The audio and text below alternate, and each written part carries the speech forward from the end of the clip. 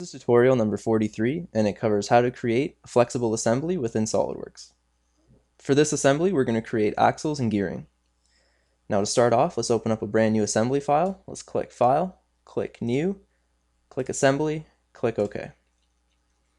Now to start off, let's view the origin. So let's click View, click Origin, and now to get our parts, let's click Browse, and all the parts will be found in the DS2 Group 12 file. So click Part 5, click Open, and let's put it right on the origin. Now let's insert another component. Let's get the axles. So let's click Browse, and let's get axle 40, and insert it into the assembly, and let's get axle 75. Click axle 75, click Open, and insert it into the assembly also. Now, these axles aren't circular, but we're still able to make them concentric into these circles using the temporary axis. So let's click Mate, click the circle, the middle circle, and let's click the smaller axle's temporary axis. And we're going to create a concentric mate. Click OK. And now, as you can see, if we try to move it, it's concentric in the middle circle and it's free to move. Now let's do the same for the larger axle onto the outer circle. So let's click the temporary axis of axle 75, and let's click the outside circle, and we're going to make another concentric mate. Click OK, and we've done the same to this axle.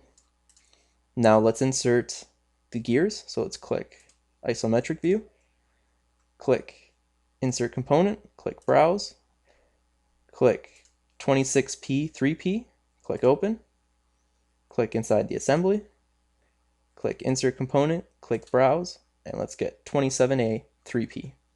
Click Open, click OK. Now we're going to get these gears to go onto these two axles.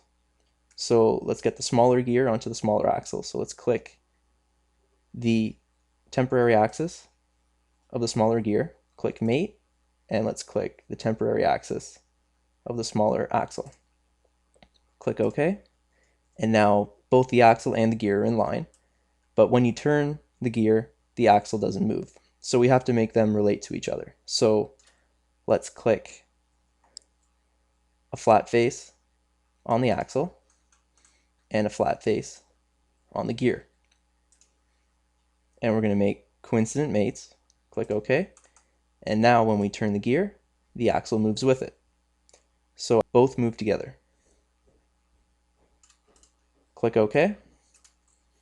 Now let's do the same for the larger gear.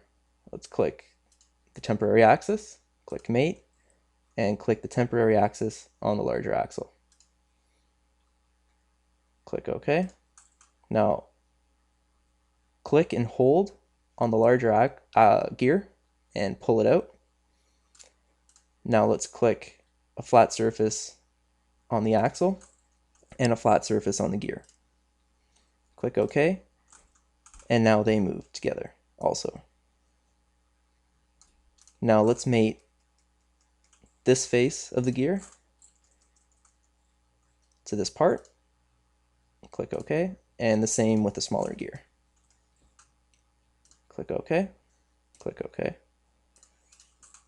Now you can see both gears move, but they're moving independently. We want them to move each other. So let's say that we have a motor moving the smaller gear, so we want to see the bigger gear move after. So to do this, we have to click Mate, click Advanced Mates, and we can click the gear mate. So let's click that.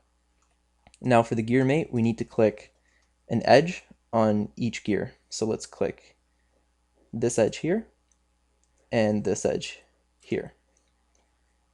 Now what we have to do is create a ratio between the two.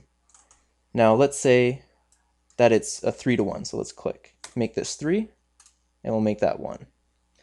So by this, you can see that it is a 3:1 gearing ratio. So click OK, click the front view, and now they move together.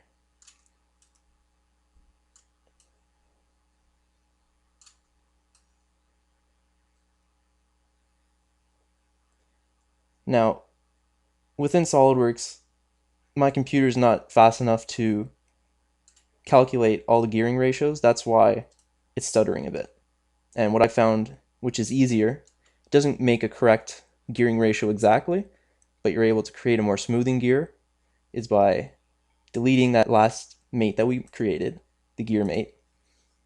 Right click it and click delete, click yes, and we'll make a planar mate between these two. So let's click mate, open up the tree, open up one gear, click the top plane, open up the other gear, and click their top plane, click parallel, click accept, click OK, and now these two gears move in a 1-to-1 ratio, but it's much smoother than using the advanced gear mating way. Now, it isn't 100% correct, but it helps move all the gears much more smoothly than using the gear mate within the SOLIDWORks.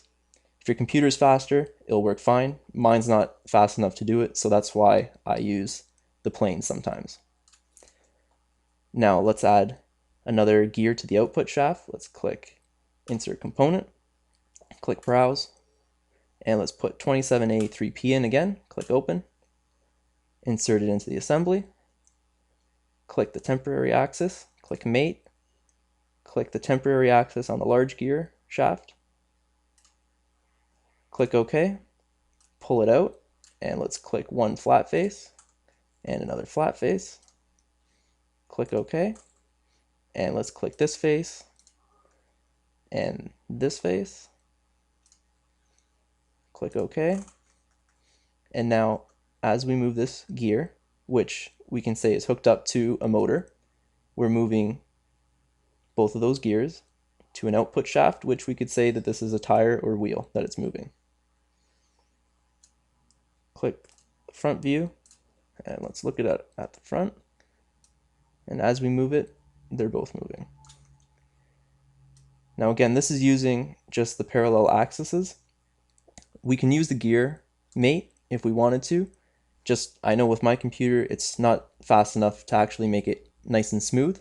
So I just use the parallel mates as a quick fix. But to be exact, you should be using, through the advanced mate, the gear mate. And that concludes our tutorial on flexible assemblies within SOLIDWORks.